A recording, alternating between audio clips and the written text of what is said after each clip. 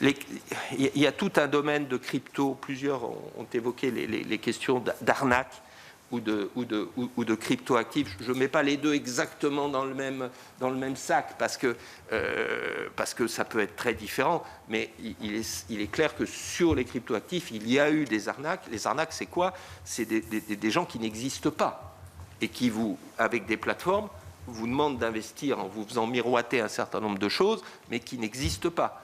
Il n'y a jamais d'investissement. L'argent est parti. Et il est parti, on ne le retrouve jamais.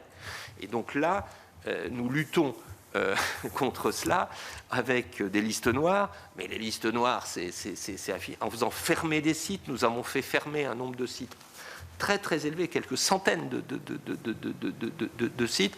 Peut-être on peut être encore plus rapide pour le faire, mais nous nous appuyons sur un juge pour pouvoir le faire. On ne le décrète pas de notre point de vue. Et une des clés pour nous, c'est les relais par la presse et par les réseaux sociaux. Expliquer qu'il faut faire des vérifications et ne pas se laisser piéger par des offres qui sont trop alléchantes.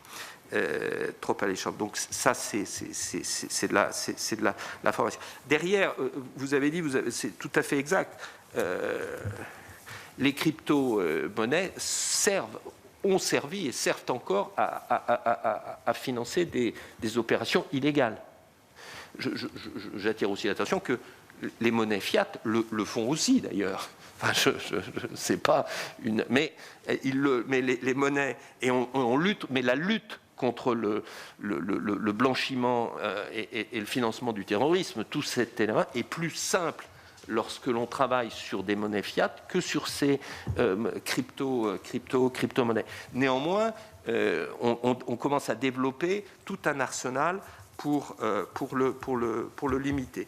Nous avons en France été un peu pionniers en mettant une réglementation et en demandant aux intermédiaires, on ne réglemente pas le marché, on réglemente les intermédiaires, de s'enregistrer auprès de l'autorité des marchés financiers après que l'ACPR ait donné un tampon en termes de qualité de lutte du dispositif de lutte anti-blanchiment et de financement du terrorisme. Ce dispositif, il est en train d'être étendu au niveau européen d'une certaine manière, puisqu'il y a deux projets, il y a un projet de la Commission européenne pour avoir un régime en Europe de traitement de ces intermédiaires, avec une différence subtile entre ce qu'on appelle les stable coins, c'est-à-dire et d'autres selon les variétés. C'est un projet qui pourrait aboutir pendant la présidence française au premier semestre l'année prochaine. On voit bien que une réglementation nationale n'a pas de sens dans ce domaine-là. Elle n'a pas de sens. Nous l'avons poussée parce que nous pensons que si on veut faire bouger au niveau européen, il faut que quelqu'un prenne des initiatives. Et nous avons initialisé le dispositif en France. Il est repris et amélioré au niveau européen. C'est parfait. Mais alors pourquoi ça a augmenté tellement, hein, il y a des valorisations, on ne sait pas les justifier objectivement. Et là, comme il n'y a pas de sous-jacent, je ne sais pas justifier la valorisation de ces actifs-là. J'observerai, il y a un graphique qu'on peut regarder et qui est toujours intéressant, je crois que c'est tous les 4 ans, la rémunération des mineurs de Bitcoin est divisée par 2.